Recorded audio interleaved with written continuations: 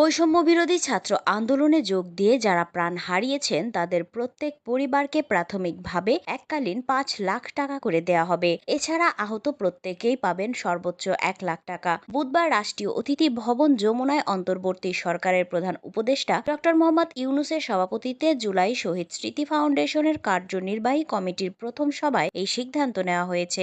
প্রধান উপদেষ্টার press wing থেকে পাঠানো এক বিজ্ঞপ্তিতে নিশ্চিত করা হয়েছে এই তথ্য। বিজ্ঞপ্তিতে বলা হয়, একটি স্মারক অনুষ্ঠানের মাধ্যমে আহতদের জন্য যত তাড়াতাড়ি সম্ভব ক্ষতিপূরণ দেওয়া হবে। শহীদদের পরিবারের জন্য চেক হস্তান্তর করা হবে। প্রধান উপদেষ্টার নেতৃত্বে গঠিত কমিটি সমাজের সব স্তরের মানুষ, বাংলাদেশি প্রবাসী সংস্থা ও ব্যবসায়িক প্রতিষ্ঠানকে ফাউন্ডেশনের অনুদান দেওয়ার জন্য আহ্বান জানিয়েছে। প্রধান উপদেষ্টা ডক্টর মোহাম্মদ ইউনূস বৈঠকে বলেন, সামান্য পরিমাণ অর্থের অনুদানের দলিল করতে হবে এবং দাতাদের তালিকাও সংরক্ষণ করতে হবে। সম্ভব হলে তাদের নাম ফাউন্ডেশনের ওয়েবসাইটে প্রকাশ করতে হবে। তিনি আরো বলেন, এটি একটি গুরুত্বপূর্ণ মাইলফলক। এটিকে সফল করতে কঠোর পরিশ্রম করতে হবে। আহতদের চিকিৎসার খরচ স্বাস্থ্য মন্ত্রণালয়ের সরকারের চিকিৎসার খরচ ছাড়াও ফাউন্ডেশন আহতদের ক্ষতিপূরণ দেবে। গত মঙ্গলবার সরকারের কাছ থেকে ১০০ কোটি টাকা অনুদান নিয়ে আনুষ্ঠানিকভাবে কার্যক্রম শুরু করে জুলাই শহীদ স্মৃতি ফাউন্ডেশন। এর আগে ১২ই সেপ্টেম্বর অন্তর্বর্তী সরকারের প্রধান উপদেষ্টা ডক্টর মোহাম্মদ ইউনূসকে সভাপতি এবং আন্দোলনে প্রাণ হারানো মুগ্ধর ভাই মীর মাহবুব রহমান স্নিগ্ধকে সাধারণ সম্পাদক করে গঠন করা হয় এই ফাউন্ডেশন। এর কার্যক্রম পরিচালনার জন্য গঠন করা হয় ৭ সদস্যের কার্যনির্বাহী পরিষদ। ফাউন্ডেশনের কোষাধ্যক্ষ করা হয় কাজী ওয়াকার আহমেদকে। কার্যনির্বাহী পরিষদের উপদেষ্টাদের মধ্যে